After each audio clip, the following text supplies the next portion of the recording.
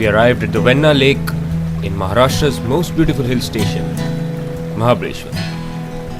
With the sun presiding over a magnificent blue sky, we decided to go boating.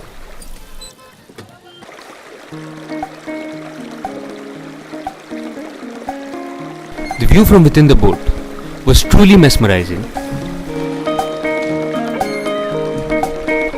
There were those trees coming out of the water with one or two branches that really reminded me of Treebeard and his ents from the movie The Lord of the Rings.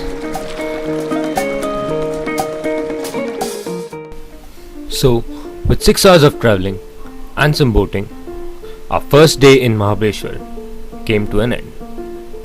Next morning, we got up to a bright sun shining over a white sky. Today we would be visiting some points in Old Mahabaleshwar, the first of which was Elphiston Point, where even the scarily broken railing couldn't lessen the beauty of the magnificent view. Next, we visited Arthur's Point, where we were greeted by some gusty winds and some hungry monkeys. Arthur's Point is named so because a man called Arthur once threw a stone down from that point and it came back up. Thus, he decided to jump off in the hope that he would come back. Well, apparently that didn't work out so well, but at least he's got a point named after himself. Back in the car, we soon realized that we had spent too much time gazing and unfortunately would be late for sunset at Connaught Peak. The next morning was always going to be a challenging one, because we had decided to catch the sunrise at Wilson's Point, which in itself meant getting up at 5:30 in the morning, which was, in the chilly conditions, a really uphill task. But we did get up and watch this magnificent sunrise unfold at Wilson's Point. By the time the sun had risen fully and was shining brightly, we made plans to visit a local garden near Venna Lake. The garden provided us with a splendid view of the lake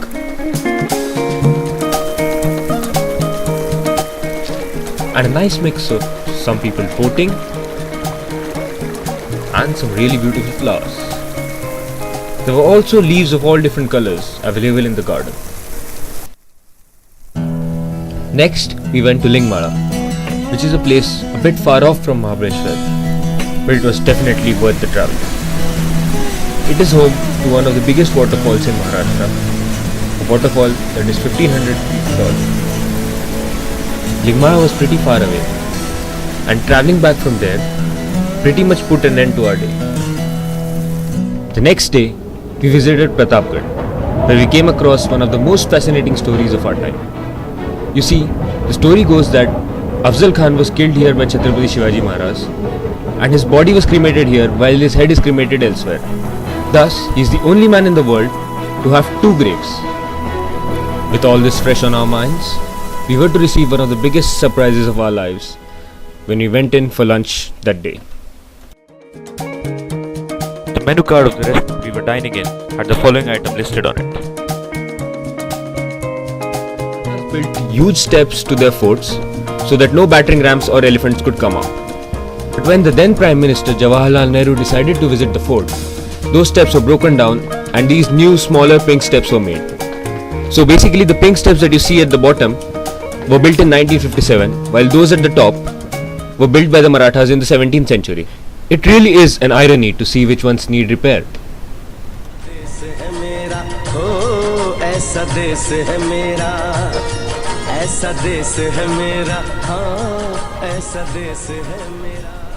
After catching sight of some really nice clouds, we then went to Lodwick's Point, where we could see the treacherous road that we had just travelled by. On our way to our next destination, for the first time in the trip, we caught sight of some strawberry plants and some really decorated and nice looking camels. And we came across the best view of our entire trip. But unfortunately we couldn't spend much time there as we had decided to catch the sunset at Connaught Peak, which we had missed on day 2.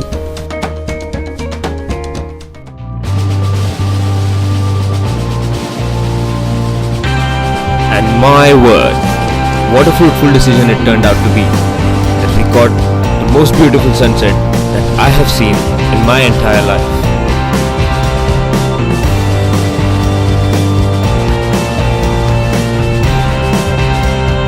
And along with the sun, even our 5-day trip to Mahabaleshwar